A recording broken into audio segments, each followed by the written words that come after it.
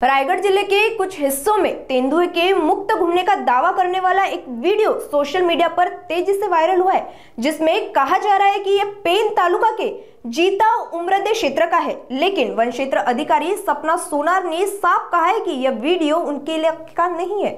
उन्होंने जनता से अफवाहों पर भरोसा न करने और वन विभाग को सहयोग करने की अपील की है। बिबट्याचा रस्त्यावर मुक्त संचार असल्याचा जो व्हिडिओ त्या ठिकाणी व्हायरल होतोय, काय नेमकी परिस्थिती आहे, कुठला व्हिडिओ आहे तो, काय आव्हान? सदरचा जो व्हिडिओ आहे प्रसार माध्यमांमध्ये आता मोठ्या प्रमाणात तो व्हायरल होत आहे।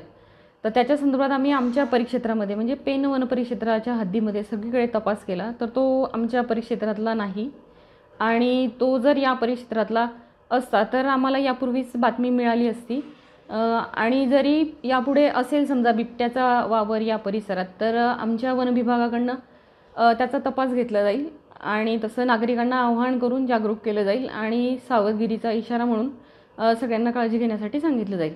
तरी लोकांनी ज्या व्हायरल होणाऱ्या व्हिडिओ कडून जे अफवा पसरवले जात आहेत तर त्याच्यावरती विश्वास ठेवू नये आणि वन विभागाला सहकार्य करावे।